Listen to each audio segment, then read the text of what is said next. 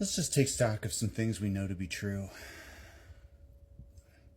WW2, Schmermany gets defeated, right? What does the US do? We take all of their scientists and all of their all of their smart people and then integrate them into our programs, right? Eventually creating the Skunk Works, which you can Google by yourself. Any kind of black budget project included them. And then suddenly all of those organizations go rogue. I say suddenly, like 50 years ago. They all go rogue. There's no accountability. The top leaders in this country don't have a need to know anymore.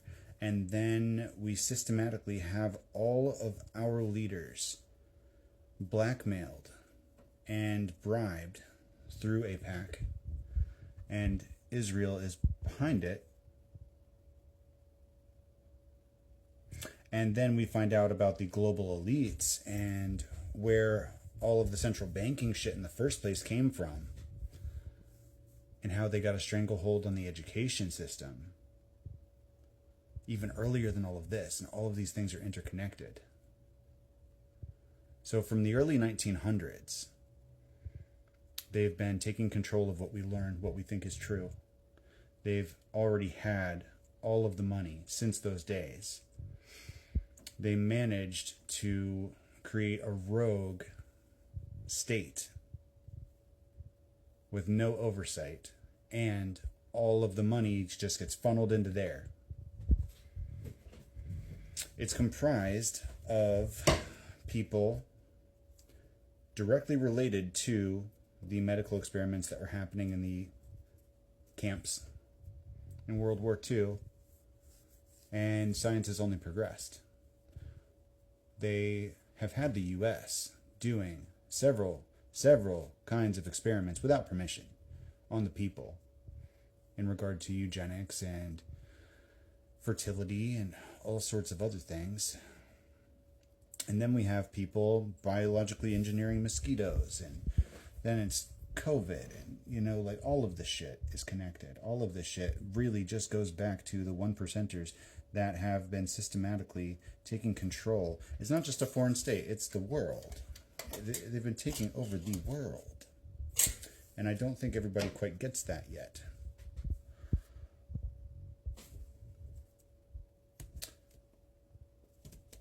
And when you look at how much we've been propagandized and how much of history has been a lie, it makes you wonder how much is actually true.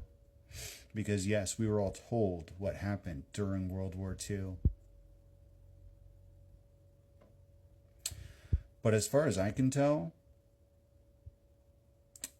it's those guys that we were fighting against that have been in control of our government for 50 to 100 years. Maybe 200, I don't know. Not 200. Not quite that long, I don't think. Let's say 50 to 100 years. It sure seems like it was definitely more of a threat than people gave it credit for at the time. And it kind of seems like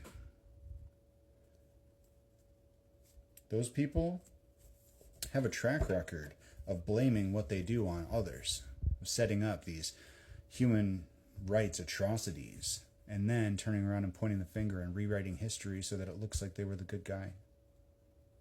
And it just makes me wonder.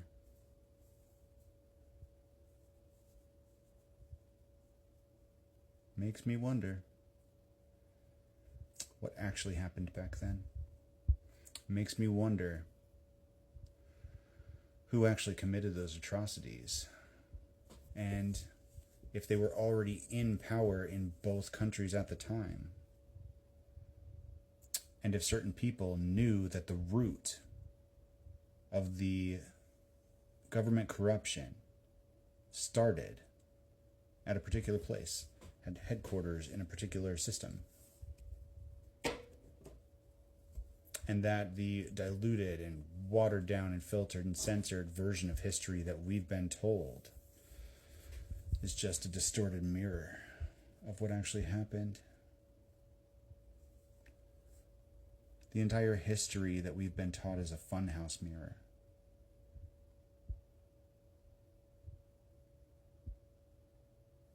And we're still trying to sort out what's actually what.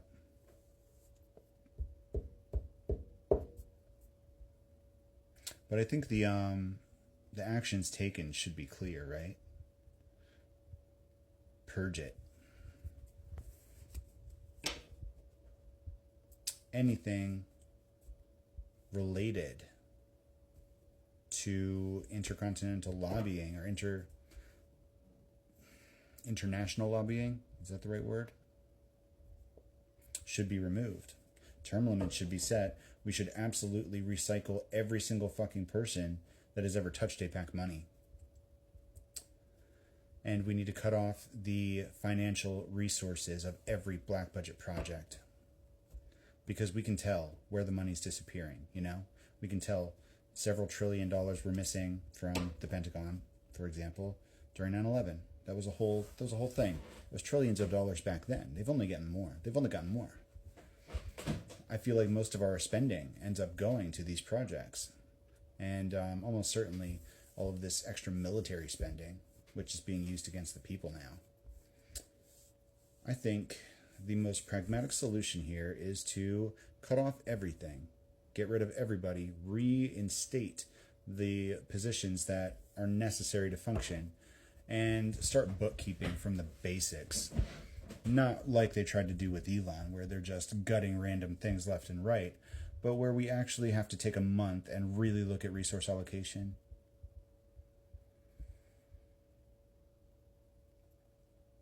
But if we're going to fix the wealth disparity, if we're going to fix infrastructure, if we're going to fix any of our actual problems, we need to stop that wealth, that abundance from being siphoned out of the country or out of our pockets or out of the projects that are actually important